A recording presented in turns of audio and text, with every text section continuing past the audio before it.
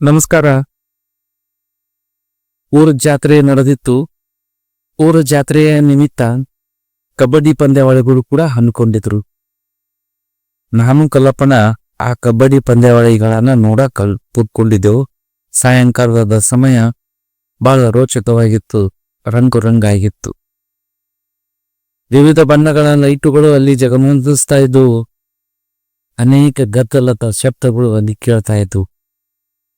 ಒಟ್ಟು ವಾತಾವರಣದಲ್ಲಿ ಒಂದು ಸಂಭ್ರಮ ತುಂಬಿಕೊಂಡಿತ್ತು.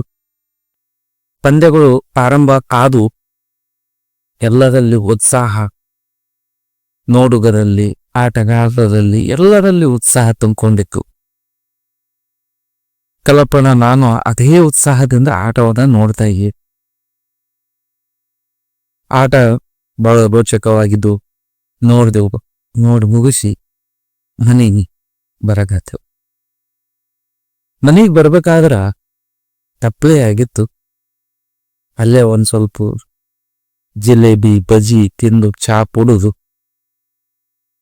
ನಾವು ಮನೆ ಕಡೆಗೆ ಮೊಬೈಲ್ ಟಾರ್ಚ್ ಹಾಕೊಂಡು ನಡ್ಕೊಂತ ಹೊಂಟಿದ್ದೆವು. ಹೊಂಟತ್ತ ಸಂದರ್ಭದಲ್ಲಿ ಕಲ್ಲಪ್ಪಣ್ಣ ಹೇಳ್ತಾನೆ, ತಮ್ಮ ಆಟ ನೋಡ್ದೇನೋ ಹೆಂಗಿತ್ತು? ನಾಂದೆ, ಏನ ಆಟ ಮಾತ್ರ ಭಾರಿ ಸೂಪರ್ ಆಗಿತ್ತು. ಹರಿತ್ತು ನಾನು ಆ ಕಲ್ಲಪ್ಪಣ್ಣ ಹೇಳ್ತಾನ, ಏನಾಗಬೇಕು ಅದು ಆಗಿಯೇ ಆಗುತ್ತದೆ. ನಾವು ಸಮಾಧಾನ ಇರಬೇಕು. ನಾವಿಲ್ಲಿ ಆಟಗಾರರಷ್ಟೇ, ತೀರ್ಪುಗಾರರಲ್ಲ ಅನ್ನೋ ಮಾತನ್ನ ಕಲ್ಲಪ್ಪಣ್ಣ ಹೇಳ್ತಾನ. ನನಗ ಆ ಆಟಕ್ಕೂ ಹೇಳಿದ ಮಾತಿಗೂ ಸಂಬಂಧನೇ ಇಲ್ಲ ಅನ್ನಿಸ್ತು. ಏನಾಗಬೇಕು ಅದು ಆಗಿಯೇ ಆಗುತ್ತದೆ. ನಾವು ಸಮಾಧಾನದಿಂದಿರಬೇಕು. ಇಲ್ಲಿ ನಾವು ಆಟಗಾರರಷ್ಟೇ, ತೀರ್ಪುಗಾರರಲ್ಲ ಅನ್ನೋ ಮಾತು ಕಲ್ಲಪ್ಪಣ್ಣ ಹೇಳ್ದ. ಆದರೆ ಆ ಆಟದಿಂದ ನಾವು ತಿಳ್ಕೊಬೇಕಾಗಿದ್ದು ಏನನ್ನೋದನ್ನ ಆತ ಈ ಮಾತಿನ ಮೂಲಕ ನಾನು ತಿಳ್ಸಕ್ ಪ್ರಯತ್ನ ಮಾಡಕತ್ತಿದ್ದ. ಆಮೇಲೆ ಆತ ನಾನು ಹೇಳ್ದ, ಬದುಕು ಒಂದ್ ಆಟದಂತೆ. ನಾನು ನೀನೆಲ್ಲ ಬದುಕ್ತಾ ಇರೋದು ಒಂದು ಆಟಗಾರರಾಗಿ.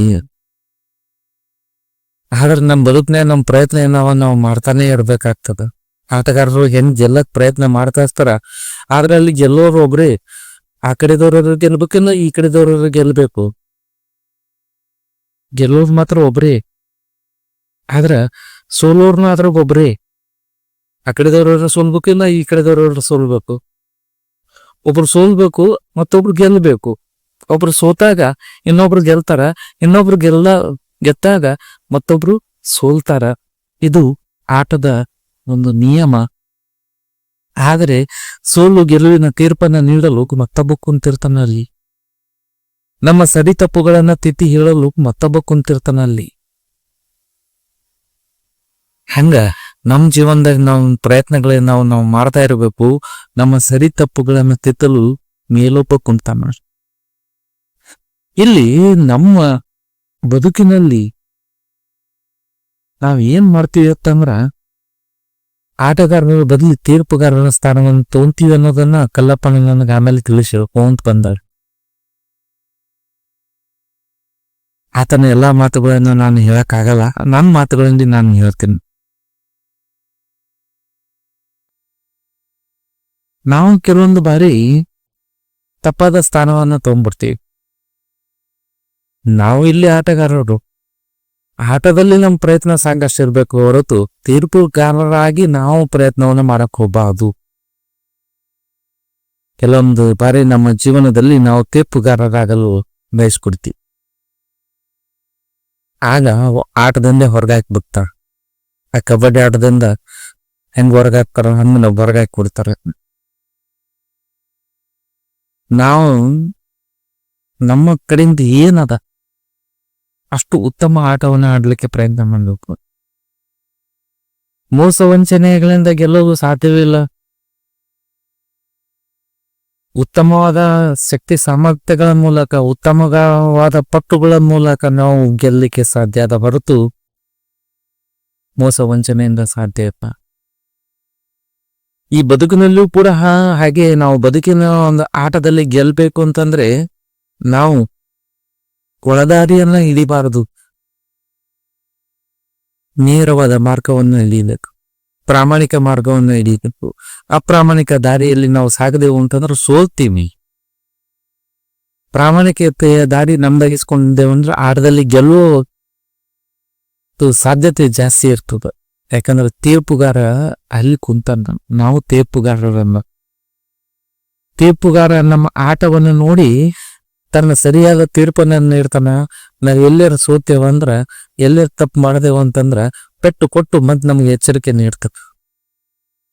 ಆ ಎಚ್ಚರಿಕೆಯನ್ನ ನಾವು ಸ್ವೀಕರಿಸ್ಬೇಕು, ತಿದ್ಕೋಬೇಕು, ಮತ್ ಮುಂದೆ ನಡಿಬೇಕು.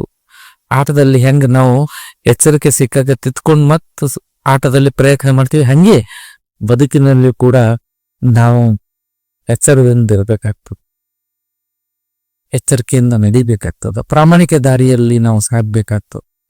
ಕೆಲವೊಂದ್ಸರಿ ನಮ್ಗೆ ನಾವೇ ತೀರ್ಮಾನ ತಗೊಂಡ್ಬಿಡ್ತೀವಿ, ಅದು ತಪ್ಪು. ಯಾಕಂದ್ರೆ ನಾವು ತೀರ್ಪುಗಾರರಲ್ಲ ಇಲ್ಲಿ, ತೀರ್ಪುಗಾರ ಇರೋದು ಮೀನೆ. ನಾವಿಲ್ಲಿ ಆಟಗಾರರಷ್ಟೇ. ಆಟ ಆಡ್ಲಿಕ್ಕೆ ಬಂದಿವಿ, ಒಳ್ಳೆ ಜೀವನವನ್ನ ಮಾಡ್ಲಿಕ್ಕೆ ಬಂದಿವಿ. ಜೀವನವನ್ನ ಮಾಡ್ಬೇಕು, ನಮ್ಮ ಪಾತ್ರವನ್ನ ನಾವು ನಿಭಾಯಿಸ್ಬೇಕಾಗ್ತದೆ.